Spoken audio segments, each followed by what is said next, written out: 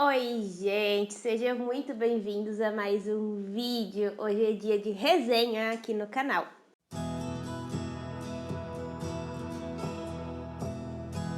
Antes de começar, eu quero alertar vocês de que pode ser que essa trilogia cause alguns gatilhos nas pessoas. Normalmente não causaria porque ela não trata sobre temas pesados como depressão, suicídio, violência, agressão, enfim. Eles não é um livro sobre isso, mas é um livro que fala sobre uma pandemia mundial. Então, neste momento, pode ser um gatilho muito grande para muitas pessoas.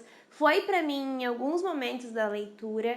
Então, fica esse alerta. Se você gostar dessa resenha e tiver interesse em ler esse livro, mas ficar preocupado com os gatilhos, leia depois que todo mundo estiver vacinado. Talvez demore uns 3 anos para você ler, talvez, mas vamos lá, e é melhor a gente demorar para ler do que causar um fuzuê na cabeça.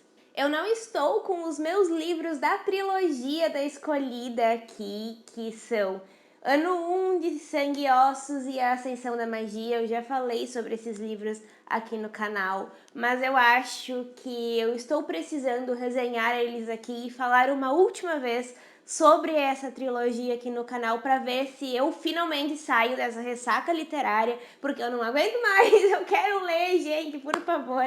Então, como a Ascensão da Magia foi o último livro que eu li e que provavelmente foi o que me deixou mais empacada ali na leitura, eu acredito que eu preciso falar sobre eles e fechar esse assunto de uma vez. Então, vamos para a resenha. A história começa no dia 31 de dezembro, enquanto os personagens estão indo caçar para garantir o jantar da virada de ano. E quando eles atiram em uma ave, a ave cai no lugar errado, num círculo de magia negra, e abre um portal que traz um vírus mortal para o mundo. É muito legal porque o começo do livro demonstra exatamente como é a proliferação de um vírus e como a gente não tem noção que é contagioso, e por isso que, se puder, fique em casa, mantenha o distanciamento social, saia só para o que for essencial para você, porque o nosso personagem aqui, que pegou o primeiro vírus, o paciente número 0 aqui, ele pegou o vírus e foi jantar e passou para a família inteira. Ele foi, quando ele voltou da Escócia, entrou no avião e passou para todo mundo do avião. Esse avião fez escala em Londres antes de ir para os Estados Unidos, então ele passou o vírus para todo mundo que estava no avião. Cada pessoa que estava ali ia fazer conexão em Londres para algum outro lugar do mundo, e essas pessoas foram levando o vírus até que dizimou-se 80% da população mundial. Eu falo isso dando risada, mas é que como as coisas são, né? A gente não imagina qual é o risco de transmissibilidade do vírus mesmo. E ali, no caso, foi muito rápido. Isso, ele pegou o vírus no dia 31 de dezembro, no dia 2 de janeiro ele foi a primeira vítima e o mundo inteiro já estava colapsando. Existiam pessoas que morriam, passavam muito mal e iam a óbito, pessoas que eram completamente imunes, não pegaram o vírus, e pessoas que desenvolveram magia, ou a magia que já existia dentro delas aflorou.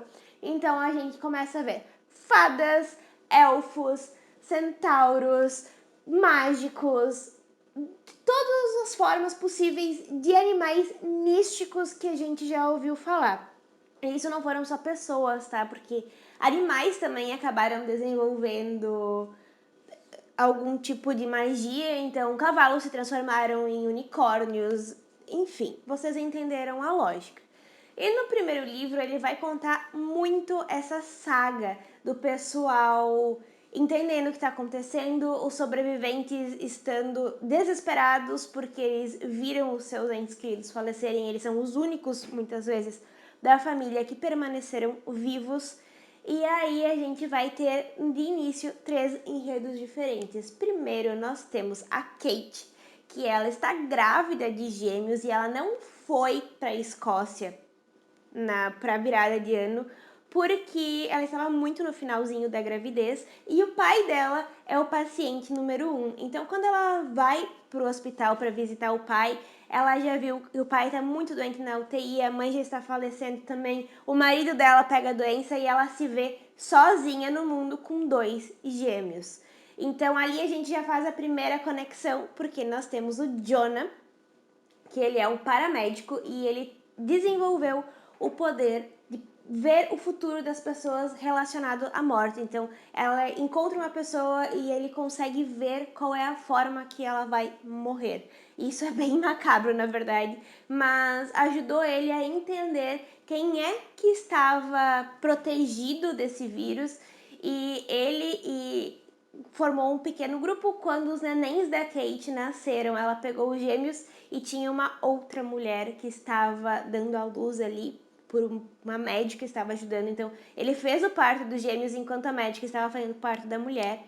E ele ajudou a Kate a fugir. Então, o Jonah, a Kate, os gêmeos, a médica e a neném da outra mãe, a mãe acabou falecendo por causa do vírus, eles se juntaram e fugiram. O outro núcleo é o núcleo da Lana e do Max, que eu posso confessar pra vocês que eu tinha um pouco de ranço com o Max no início, mas ele se mostrou muito necessário no correr da leitura do livro.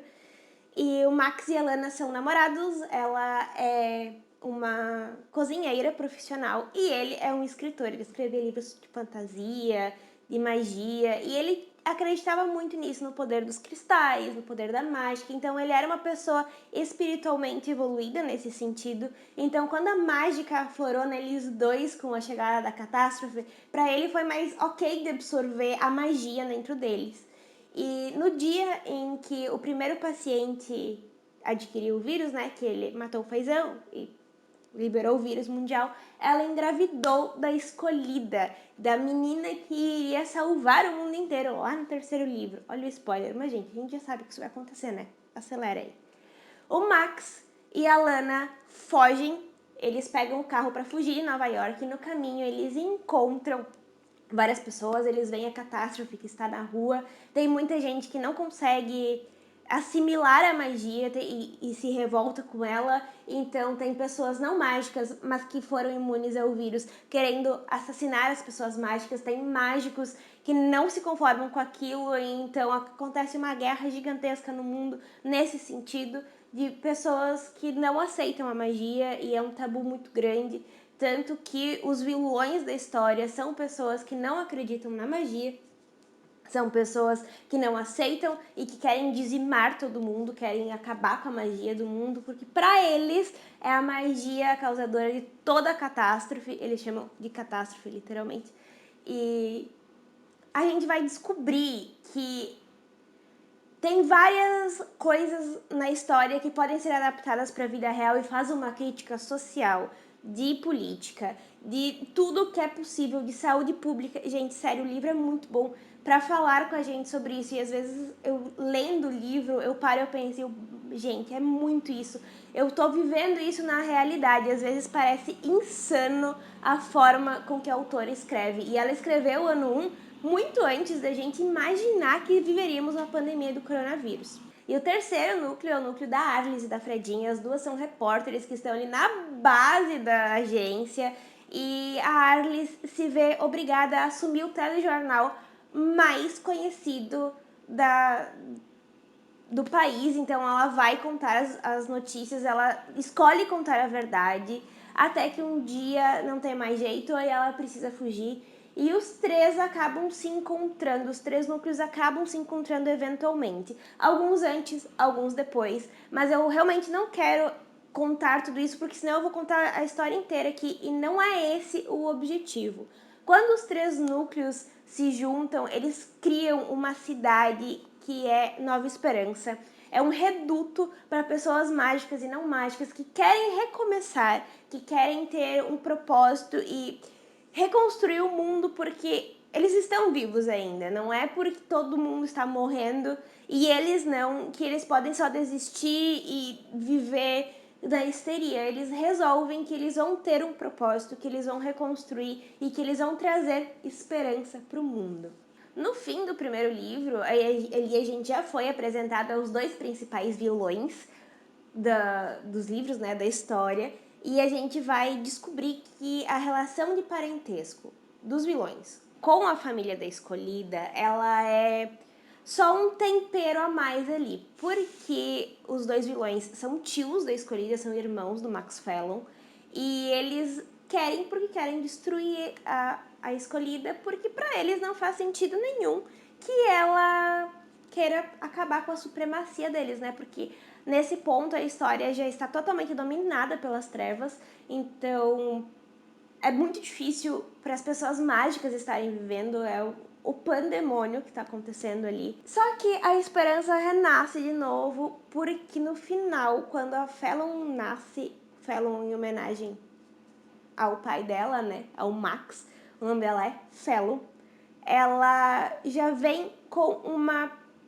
data para se tornar a escolhida. Ela vai crescer em casa até os 13 anos de idade, cercada de amor da família, vai aprender várias coisas com eles e vai entender como é que é o mundo, como foi o mundo e como está agora, e vai ser preparada para essa jornada. Quando ela completar 13 anos, o segundo livro começa e ela parte numa jornada de treinamento para se tornar efetivamente a escolhida.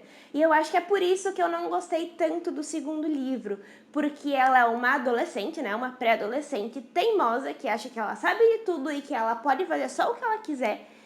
E está passando por essa fase sendo treinada para combate. Então ela tem um pouquinho de prepotência que me incomoda. O segundo livro é muito pautado nisso. Ele é um livro cheio de treinamento, cheio de novas informações que a gente vai entendendo como é que o lado das trevas está se organizando, a gente descobre que eles estão sequestrando os mágicos e não mágicos sobreviventes para fazer testes, para tentar entender e acabar com as pessoas mágicas. Então a gente conhece um lado um pouco mais obscuro e aí está muito bem delimitado que existe o lado das trevas, existe o lado da luz e existe um limbo ali no meio de pessoas que estão morrendo de medo e não sabem em quem acreditar e elas só precisam que alguém ajude elas. E aí vai depender muito do lado que encontrar eles primeiro, né? Às vezes eles vão ir para o lado das trevas ou para lutar com eles ou então para serem usados como experimentos, ou eles podem ir para o lado da luz para ajudar a combater o lado das trevas e viver em harmonia, em nova esperança, enfim. O segundo livro vai terminar com a Fallon concluindo seu treinamento e indo para a Nova Esperança, se juntar ao grupo de pessoas que estão ali dispostas a lutar por ela. E o terceiro livro é o fechamento de tudo. Eu achei o terceiro livro bem corrido, eu acho que eles podiam ter reduzido um pouco o segundo livro e já começado a história do final, né, da guerra final ali no meio do segundo. Acho que o segundo livro foi muito maçante para mim, o terceiro foi muito corrido, então para mim foi um problema, mas a Ascensão da Magia vai contar a história do fechamento, quando a Fallon já formada, já a escolhida, vai reunir os seus exércitos. Isso é muito legal porque aparece bastante no livro isso, ela indo com diplomacia conversar com as pessoas, juntar pessoas e aumentar o exército dela, e vai contar a história das batalhas, de como ela consegue se unir a muita gente que acredita nela e que está desesperada e no final vão derrotar as trevas. Só que como tudo isso acontece de uma forma muito interessante e diferente também.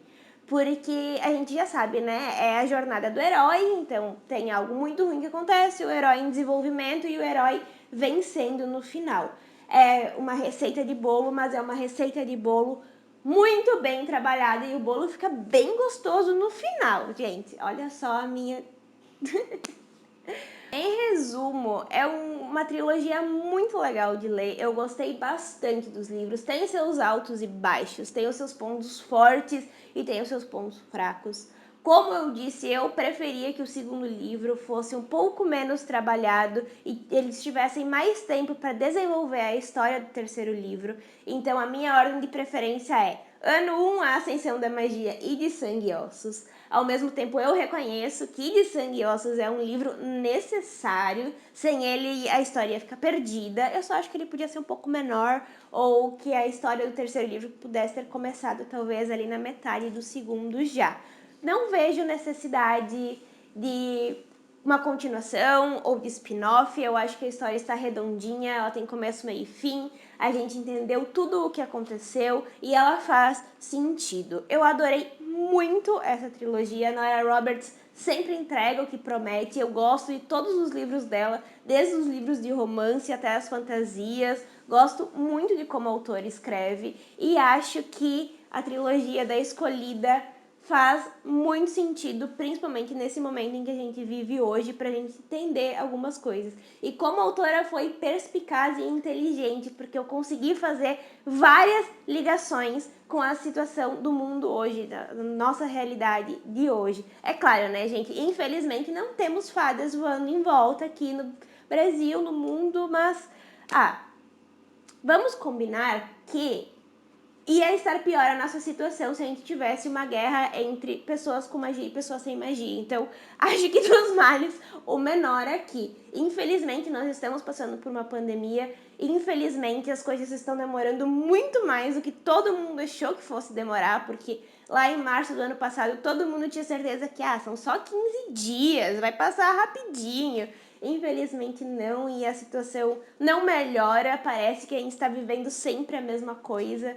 Então, como eu falei antes, se você acha que pode ser um gatilho muito grande, espere para ler o livro depois, quando todo mundo for vacinado. Mas não deixe de ler, porque é uma história muito legal. E como a gente tem a vivência, a gente consegue traçar um paralelo e entender muitas coisas que acontecem no livro de uma forma muito mais factual do que seria se a gente não tivesse passado por isso então. Porque às vezes a gente acha que o governo nos filmes e livros de distopia é muito obtuso e na verdade a gente percebeu que o governo é muito obtuso na realidade também. Se você gostou desse vídeo e quer mais resenhas aqui no canal, não se esqueça de deixar um joinha, que me ajuda muito na divulgação. Se inscreva e ative o sininho para não perder nenhum vídeo. Temos vídeos novos todas as quartas-feiras às 18 horas.